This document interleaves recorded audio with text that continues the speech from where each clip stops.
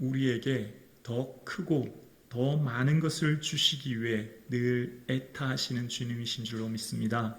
그 좋으신 주님 바라보시며 믿음으로 살아가시는 저와 여러분 되기를 주님의 이름으로 축복합니다. 오늘 본문 달란트 비유는 너무나 잘 아시는 내용입니다. 그런데 오늘 본문에 우리가 잠깐 오해할 요지가 하나가 있는데요. 그것은 한 달란트 받은 종은 매우 작게 가졌다라고 하는 생각이에요. 물론 5달란트 가진 종에 비하면 그 받은 것이 작긴 하지만 한 달란트 받은 사람의 그 재물이 결코 작지 않습니다. 한 달란트는 20년 동안 한 푼도 쓰지 않고 모아야만 되는 금액이에요. 연봉이에요. 그러니까 한 달란트는 결코 작은 금액이 아니라는 거죠. 자, 그러면 오늘 본문의 핵심은 뭘 우리에게 말할까요? 근면하고 성실해야 된다. 네, 물론 5달란트 받은, 2달란트 받은 자는 열심히 했죠. 그러나 그것은 본문의 핵심이 아닙니다. 오늘 본문의 핵심을 알기 위해서는 주인과 한 달란트 받은 사람의 대화를 통해서 알 수 있는데요. 한 달란트 받은 사람의 고백이 중요한 핵심 내용이에요. 그래서 24절을 한번 자막을 함께 보여주시겠어요? 함께 고백할까요? 한 달란트 받았던 자는 와서 이르되 주인이여 당신은 굳은 사람이라 심지 않은 데서 거두고 해치지 않은 데서 모으는 줄을 내가 알았으므로. 여기까지입니다. 종은 주인에 대해서 오해하고 있었습니다. 종은 주인에 대해서 두려워하고 있었습니다. 종은 주인에 대해서 굳은 사람이라 생각했습니다. 심지 않은 데서 거둔다 라고 하는 것, 그 당시 팔레스틴의 농사법이 2가지가 있는데요. 씨앗을 하나씩 심고 땅을 물을 주고 다지는 것과 흙 뿌리는 게 있는 거예요. 그러니까 심지 않은 데서 거둔다, 또 해치지 않은 데서 흙 뿌리는 것처럼 흩치지 않은 데서 거둔다, 그걸 말하고 있는 거거든요. 그러니까 지금 주인 당신은 노력하지 않은 채 우리들에게 열매를 얻으려고 하는 굳은 사람입니다 라고 이야기하고 있는 거예요. 그러니까 지금 한 달란트 받은 사람은 주인에 대해서 잘못 알고 있었던 겁니다. 왜 그럴까요? 지금 이 한 달란트 받은 사람이 가지고 있는 재물이 첫 번째로 작지 않다는 것이고요. 우리 성도님들 분 중에서도 기업을 경영하시는 분이 계시죠. 만약 직원 중에 충실한 직원이 있어서 그 직원에게 20년치 연봉을 주면서 내가 지금 나가서 창업해라 라고 할 정도면 주인은 그 직원을 얼마나 신뢰하고 믿었겠습니까? 또한 이 직원은 그 기업 대표에게 얼마나 감사하겠습니까? 그렇지 않겠습니까? 그러니까 이 20년치 연봉을 받았다고 하는 것 자체가 그것이 어떤 기업의 대표가 내게 주어도 감사한 일인데 이 주인으로부터 이것을 받았다고 하는 것은 주인이 나를 상당히 인정하는 것이고 많은 비용을 줬다고 하는 것은 이미 그를 신뢰했다는 것인데, 그런데 웬일인지 이 한 달란트 받은 종은 주인에 대해서 굳은 사람이라고 생각하는 거예요.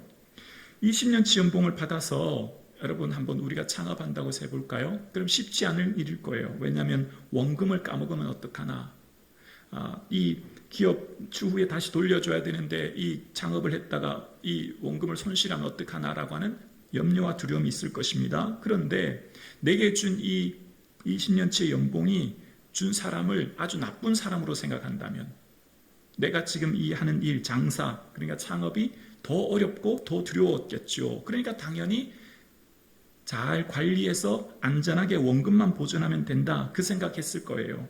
그러니까 지금 한 달란트 받은 사람은 주인에 대해서 굳은 사람이라고 두려워했고, 그러므로 그의 삶의 행동이 결정지어진 겁니다.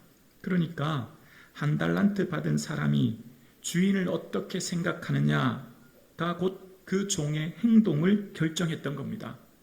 종과 주인에 대한 알매 연결고리가 있는 거죠. 종이 주인을 어떻게 이해하고 어떻게 생각하고 어떻게 알았느냐가 그 종의 삶의 질을 결정했던 거예요. 그러니까 이 종은 주인에 대해서 굳은 사람이라 생각했고 두려웠기 때문에, 그렇게 알았기 때문에 안전하게 잘 관리하자, 실패를 두려워하여 땅에 묻어뒀던 것이죠. 그래서 그 오늘 본문은 주인의 즐거움에 참여하는 사람과 내쫓기는 사람으로 나눠지는 것이 그 뿌리에 무엇이 있습니까? 주인을 어떻게 이해하고 알고 있느냐가 그 삶의 질을 결정했던 것이죠. 주인의 즐거움에 참여하기도 하고 내어 쫓기기도 하는 것을 결정지었던 거예요. 예수님을 어떻게 아느냐는 우리 삶의 모습을 결정하는 겁니다.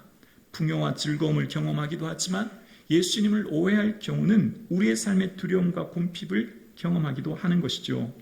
그래서 우리의 삶 가운데 예수님을 어떻게 아느냐가 참으로 중요합니다. 예수님을 아는 만큼 풍족을 누리게 되어요. 오늘 본문에는 결과보다 태도가 중요한 주인의 마음을 알 수 있어요. 왜냐하면 5달란트나 2달란트나 칭찬하는 게 똑같거든요. 그러면 1달란트 받은 사람도 노력해서 1달란트 남겼다면 그도 똑같은 칭찬을 받았을 것입니다. 결과보다 자세가 중요했음을 알게 되어요. 그러니까 지금 이 1달란트 받은 종은 주인에 대한 잘못된 이해와 알므로 그의 삶의 모습이 결정되었던 것을 보게 됩니다. 오늘 일부 예배 드리시는 사랑하는 성도님들의 삶에 예수님을 알아가는 깊이와 넓이가 높이가 날마다 더해 그리스도의 장사한 믿음의 분량에까지 이르도록 자라갈 수 있기를 주의 이름으로 축원합니다. 성령님은 예수님을 바라보게 하시고 예수님을 깨닫게 하시고 알게 하시는 분이시죠. 예수님의 은혜, 하나님의 사랑을 더 풍성히 깨닫게 하시는 분이 성령님이시죠. 우리는 오늘 본문 말씀을 묵상해 보면 이미 1달란트 받은 종이 엄청난 양의 재물을 받았음을 알게 되어지죠. 재물을 좁은 의미로 보면 단순히 물질로 생각할 수 있지만 재물을 조금 넓은 의미로 보면 재능, 건강, 시간, 그가 받은 모든 것을 말할 수 있을 거예요. 그러니까 우리의 삶 가운데 예수님을 바라볼 때 예수님께서 날 위해 주신 구원의 은혜뿐만 아니라 이미 내게 주신 허락하신 수많은 은혜가 있음을 우리는 깨닫게 되는 거죠. 하나님은 우리에게 더 많은 것을 주지 못해 애타하시는 분이 우리의 좋으신 아버지인 줄로 믿습니다. 악한 것이라도 좋은 것을 줄 알거든 하물며 하늘에 계신 너희 아버지께서 좋은 것을 우리에게 주시지 않겠느냐. 주님은 어떻게 하든 더 많은 것 우리가 누리고 더 많은 기쁨과 평안 속에 살기를 원하시는 것이 아버지의 마음인 줄로 믿습니다. 그러므로 예수님의 어떤 분인지 성령님이 우리에게 어떤 일을 행하시며 하나님의 사랑이 얼마나 큰지에 대한 삼위일체 되신 주님에 대한 이해와 깊이가 날마다 더해질 수 있기를 예수님의 이름으로 축복합니다. 두 번째 본문의 말씀인데요. 사도행전 3장의 내용이에요. 오늘 본문의 말씀은 나면서 못 걷게 된 이를 치유한 사건이었고 그래서 그 사건 뒤에 하는 본문의 말씀이 이스라엘 사람들아 왜 이 일을 놀랍게 여기느냐라고 베드로가 이스라엘 사람들 놀랍게 여기는 사람들에게 이야기하고 있는 것을 보게 됩니다. 먼저 이 말씀을 준비하면서 하나님께서 주시는 이 치유의 말씀을 오늘 중점적으로 말씀드리려고 해요. 그런데 말씀 전하기가 참 쉽지 않았습니다. 왜냐하면 제게는 그런 능력이 없기 때문에 말씀을 전하고 난 후에 이 능력이 없고 또 능력이 우리 삶에 실제하지 않을 때 성도님들이 얼마나 실망할까라는 생각이에요. 그러나 내게 능력이 없어도 제게 능력이 없어도 하나님은 전능하시고 큰 일을 행하실 분이시며 하나님께서 우리 가운데 역사하시는 좋으신 분이신 줄로 믿습니다. 주님의 성령을 제한하면 되지 않기에 치유의 말씀을 중점으로 말씀을 드리려고 해요. 하나님께서 병을 고쳐주셨다라고 하는 것을 들으면 그런 간증을 들으면 참 은혜가 됩니다. 그런데 반대로 내 삶의 주님 고쳐주세요라고 아들과 아내와 남편을 위해 기도할 때 고쳐주시지 않으면 우리 마음에 내가 뭘 잘못했지? 하나님 나에게 왜 이러시나? 라고 하는 스스로의 자책의 마음과 믿음 없음에 대한 자책의 마음과 낙심의 마음을 갖지 않습니까? 그러나 분명한 것은 치유를 위해 기도하면 분명 낫고 치유해 주시는 분도 있고 그렇지 않고 치유되지 않은 분도 있음을 보게 되어집니다. 주변에서 보게 되어져요. 고침을 받고 고침받지 못하는 것이 그 이유가 무엇인지 정확하게는 알 수 없으나 그것은 하나님의 주권 안에 있음을 보게 되어요. 그렇다고 해서 아예 내 삶에 있는 질병의 문제든 삶의 어떤 문제를 인하여 예수님께서 고쳐주신다고 하는 기대조차 하지 않은 것은 더 큰 문제인 것이죠. 처음부터 기도할 생각마저 포기한 채 살아가는 것이 더 큰 문제 아니겠습니까? 막연한 기대와 바람이 더 큰 문제 아니겠습니까? 그래서 오늘 치유의 사건을 중점적으로 말씀을 나누려고 하는데요. 이 치유의 말씀을 통해 저와 여러분이 주의 능력과 은혜를 오늘 저와 여러분의 삶의 자리에서 누릴 수 있기를 주의 이름으로 축원합니다. 성령님의 능력이 약해지셨거나 능력이 멈췄거나 특별한 때와 장소에만 일어나는 것이 아니라 사도행전의 이 능력의 역사는 오늘 우리에게도 동일하게 역사하시고 능력을 주시는 좋으신 주님이신 줄로 믿습니다. 오늘 본문 사도행전 3장에는 성전 미문에 나면서부터 못 걷게 된 그에 대해서 사도행전 4장에 보면 이 표적으로 병난 사람이 40여세 되었다고 하거든요. 그러니까 40세쯤 되기까지 아마 수십 년은 그 성전 미문에 앉아서 구걸하며 살던 사람임을 알게 되어요.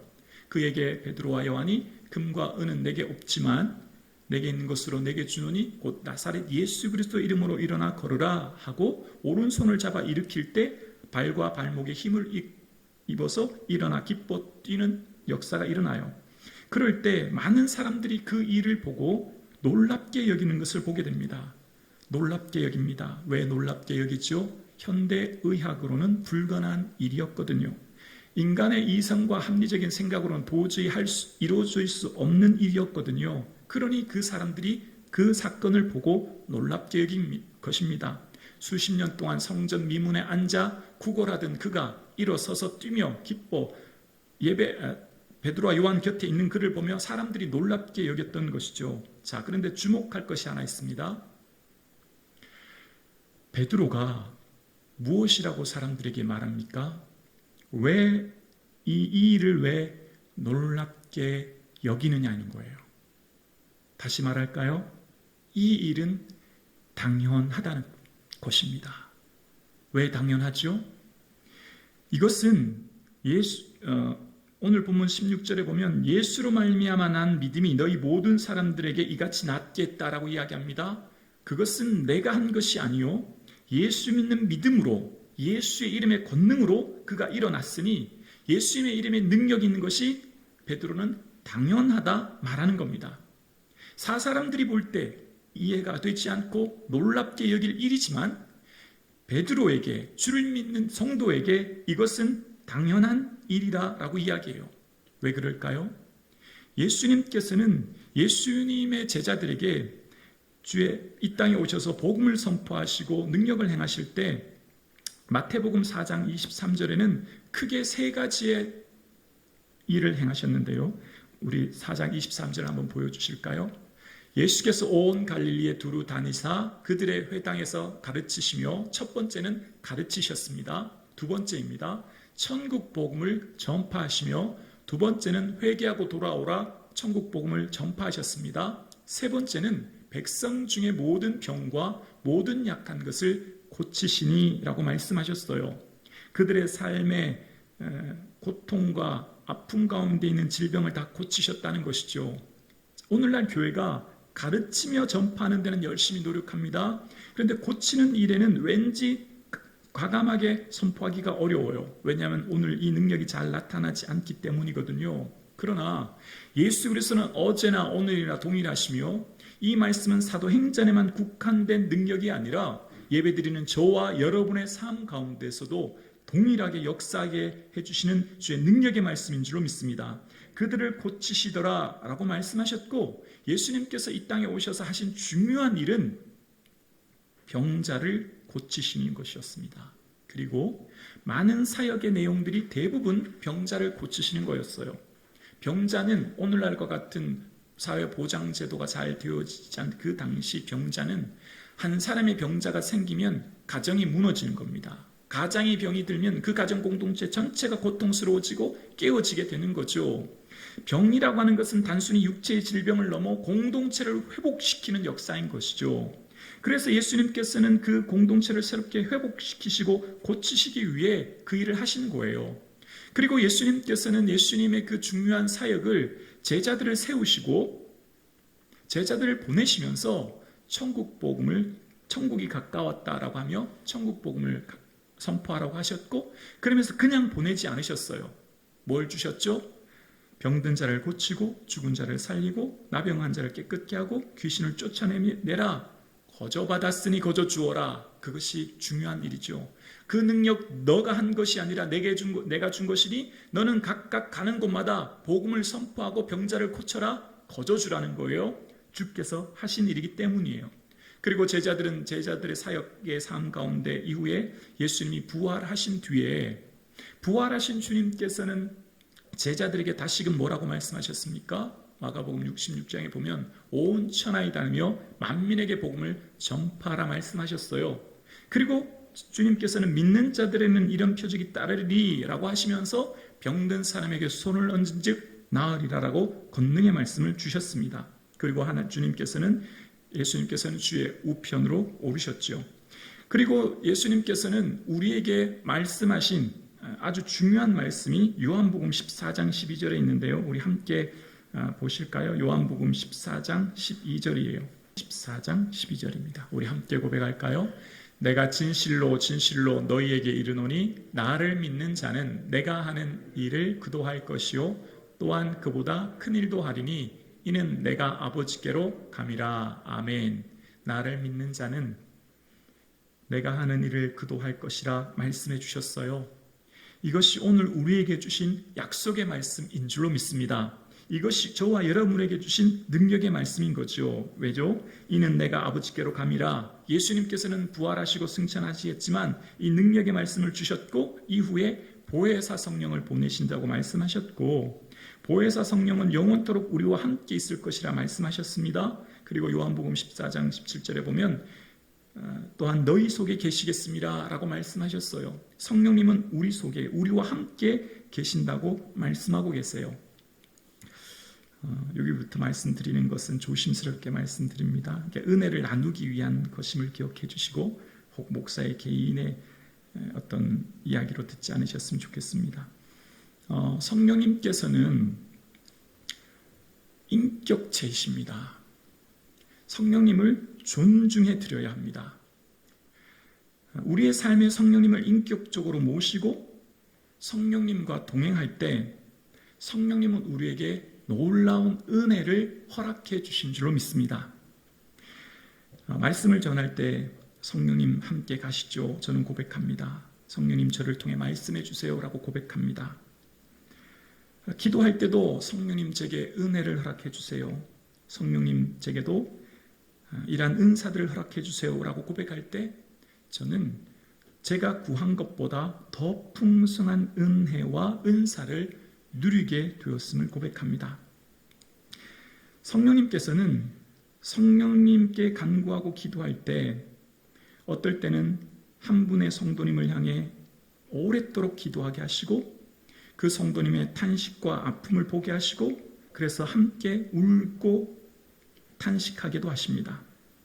어떤 성도님들의 삶을 보며 영적인 상태가 느껴져서 너무나 기쁘고 감사하고 감격스럽기도 하지만 또한 어떤 성도님들의 영적인 상태를 보며 마음이 무겁고 힘들고 답답할 때가 있음을 바라봅니다. 성령님께 간구하고 기도하면 한결같이 주시는 은혜와 능력이 있는데요. 그것이 바로 평안의 은혜입니다. 성령님께서 엎드리는 자는 평안을 너희에게 주노니 내가 너희에게 주는 것은 세상이 주는 것과 같지 않다라고 말씀하셨어요.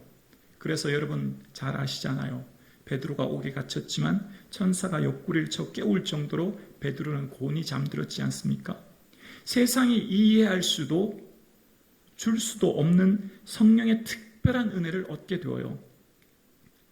우리가 주님 앞에 엎드려 기도하면 성령님은 우리의 연약함을 도우시사 우리가 마땅히 빌 바를 알지 못하나 기도할 바를 알지 못하나 성령이 말할 수 없는 탄식으로 우리를 기도하게 하십니다. 우리가 처음 주님 앞에 엎드려 기도하면 아버지라고 고백하고 기도하면 처음에는 내가 기도해요. 나의 언어, 나의 생각, 나의 마음으로 주께 기도하게 되어요. 그런데 성령의 충만한 인도하심과 이끌림 안에 있으면 내 안에 임재하신 성령님께서 내 기도, 내 소원, 내 뜻을 성령님의 기도와 성령님의 원하시는 소원으로 이끌고 가고 계심을 느껴집니다. 그러니까 처음에 기도할 때는 내가 기도를 시작하는데 기도로 오랫동안 주 앞에 머물러 있으면 성령님께서 내 기도를 이끌고 가고 계신 거예요. 성령님께서 내 기도를 이끌어 가고 계시고 성령님께서 내게 알지 못하는, 깨닫지 못하는 것을 깨닫고 또 미처 하지 못하는 기도를 하게 하시고 또 이웃과 열방을 품고 기도하게 하세요. 그래서 성령님께서 주시는 이 은혜를 누리고 성령님을 온전히 인격적으로 모시고 성령님의 인도하심 따라 기도하면 놀라운 은혜와 영광을 누리게 될 줄로 믿습니다. 이 은혜는 실제하는 은혜예요. 추상적이거나 모호한 개념의 은혜가 아니라 주 앞에 엎드리는 성도에게 주시는 이루 말할 수 없는 은혜 중의 은혜예요. 그래서 성령의 충만함으로 엎드려 기도하면 3분 정도 기도했나 느껴지는데요. 1시간이 지나고 5분 정도 기도했나 생각되는데요. 2시간, 3시간이 지나는 것을 보게 되어요. 시간을 초월해지게 됩니다.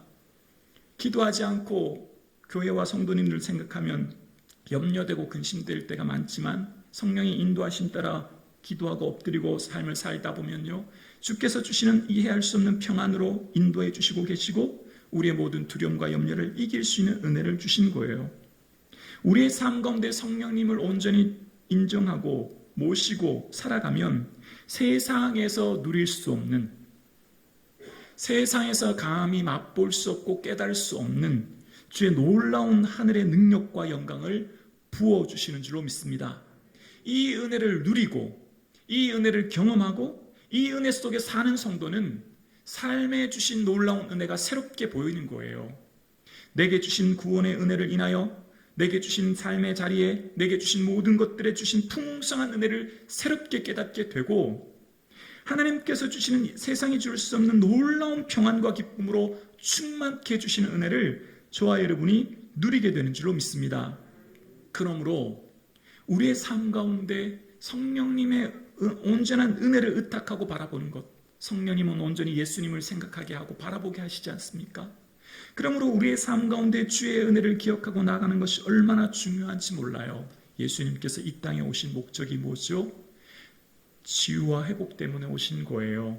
예수님께서 처음 공생애를 시작하실 때 회당에서 펴신 본문이 이사야서 61장이에요. 두루마리 책 이사야서 61장의 내용이 뭐죠?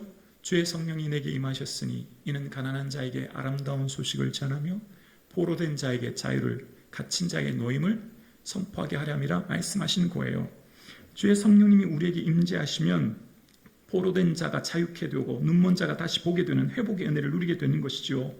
그러니까 하나님께서 처음 창조하신 창조물은 하나님 보시기에 좋았죠. 선했습니다. 아름다웠습니다. 그러나 아담의 범죄로 말미암아 이 땅에 엉겅퀴가 나고 땅이 저주를 받은 바 되었습니다. 그러나 그 모든 저주를 예수님께서는 갈라디아서 3장 13절 말씀처럼 그리스도께서 우리를 위하여 저주를 받은 바 되사 율법의 저주에서 우리를 속량하셨으니 라고 말씀합니다. 예수님께서 2000년 전에 십자가에 피 흘려 죽으신 사건은 그 십자가 사건으로 말미암아 저주와 사망과 고통과 지옥 형벌을 예수님께서 다 지셨고 그 십자가 피값으로 속량함 받은 우리는 자유와 평안과 기쁨과 회복의 은혜를 우리에게 주신 줄로 믿습니다. 그래서 예수님께서 십자가의 피 흘리심은 그가 징계를 받음으로 우리의 삶의 마음에 참된 평화를 누리며 그가 채찍에 맞음으로 저와 여러분의 삶의 육체에 참된 치유의 은혜를 누리게 되는 줄로 믿습니다. 그러므로 우리의 삶 가운데 잊고 산 것 한 가지가 뭘까요? 주께서 이미 우리에게 은혜를 주셨고 주께서 이미 우리에게 헤아릴 수 없는 놀라운 은혜를 부어주시는 거예요. 십자가 영광을 붙들고 나아갈 때 치유와 회복 은혜를 주심을 믿고 기도하는 저와 여러분 되실 수 있기를 주의 이름으로 축원합니다. 기도해도 응답이 없어서 낙심하지 마시고 더욱 주께 붙들려 간구하고 나아갈 수 있기를 주의 이름으로 축원합니다. 믿음의 기도는 병든 자를 구원하리니 주께서 그를 일으키시리라 말씀합니다. 내가 주님 앞에 기도하지만 누가 그를 일으키신다고요? 주께서 그를 일으키시리라. 이것이 우리의 믿음의 고백이에요. 하나님은 죽은 자를 살리며 없는 자를 있는 것 같이 부르시는 능력의 하나님을 믿는 것이에요. 하나님은 능치 못하실 분이 없는 그 전능하신 하나님이 우리 주님이시며 그 주님께서, 그 예수님께서 보내신 성령님이 오늘 우리와 함께 계신 거죠. 그 성령님을 온전히 의탁하고 믿고 나아갈 때 성령님께서 주시는 풍성한 열매와 은사와 영광을 우리 삶 가운데 누리게 될 줄로 믿습니다. 오늘 2부 예배 드리시는 사랑하는 성도님, 우리의 삶 가운데 혹 주님께 기도했는데 아직까지 지원받지 못해서, 아직까지 응답이 없어서 낙심해 있지는 않으십니까? 다시 한번 이 십자가 영광, 능력의 말씀 붙들고 기도할 수 있기를 주의 이름으로 축원합니다. 왜 이 일을 놀랍게 여기느냐? 놀랍게 여길 일이 아닌 거예요. 그러니까 지금 오늘날 우리에게 나타나는 이 예수 이름의 능력이 놀라운 일이 아니라 당연한 것이죠. 예수님께서 주신 권세와 능력을 붙들고 기도하면 주께서 응답해 주시리라고 하는 약속의 말씀을 믿기 때문이에요.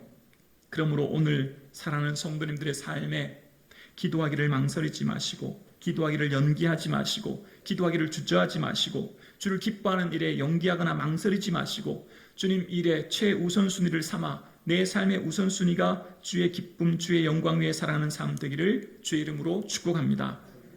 다시 달란트 비유로 잠깐 가볼까요? 주인은 한 달란트 받은 종에게 뭐라고 책망하셨냐면 악하고 게으른 종아라고 책망하셨어요. 여기서 게으른이라고 하는, 게으르다라고 하는 단어의 원형은 오크네오인데요. 그 의미는 망설이다, 연기하다, 그런 뜻이 있어요. 이 단어는 어떨 때 쓰는 단어냐면 어떤 이유에선가 주저하고 망설여서 기대하지는 행동을 하지 못하는 상태를 말할 때 이 형용사를 쓰는 거예요. 어떤 이유에서인지 주저하고 망설여 기대한 행동을 하지 못하게 하는 심리적 상태를 말할 때 이 단어를 씁니다. 그러니까 지금 이 본문의 말을 이 단어에 충실해서 번역하면 악하고 망설이며 연기하는 종아라고 되는 것이죠. 지금 이 종이 마땅히 받아 주께 받은 달란트를 장사하여 많은 것을 남겨야 될 곳에 주인에 대해서 잘못 알고 있었기에 마땅히 해야 될 일을 연기하고 망설이고 주저함으로 땅에 묻어두었던 거예요. 그래서 그의 삶에 결국 주인의 즐거움에 참여하지 못했던 것이죠. 오늘 우리의 삶에 주의 기쁨을 위해서 주저하고 망설이고 연기하는 일은 없습니까? 저는 오늘 이 말씀을 묵상하면서 조금 전에 말씀드렸던 사도행전 3장 말씀을 다시 오늘 본문을 삼아 말씀을 전하게 되었어요. 사실은 이 본문의 말씀이 오래전부터 감동을 주셨는데 내가 이 치유의 복음을 선포하면 내게는 이 능력이 없는데 이 말씀 듣고 성도님들의 삶에 능력이 없으면 어떡하나라고 하는 염려 때문이었습니다. 그러나 내게는 능력이 없어도 나는 부족하고 무능하나 내가 믿는 전능하신 하나님은 능력 있고 못할 것이 없는 치유의 주님이신 줄로 믿습니다. 예수 보혈의 능력 있는 줄로 믿습니다. 그 능력의 하나님 의지하고 기도하며 나아갈 수 있기를 주의 이름으로 축원합니다. 그 하나님께서 지금 이곳에 우리와 함께하고 계십니다. 그 좋으신 하나님 앞에 마음껏 기도함으로 하늘에 헤아릴 수 없는 영광과 은혜를 누리는 저와 여러분 되실 수 있기를 주님의 이름으로 축복합니다. 기도드리겠습니다.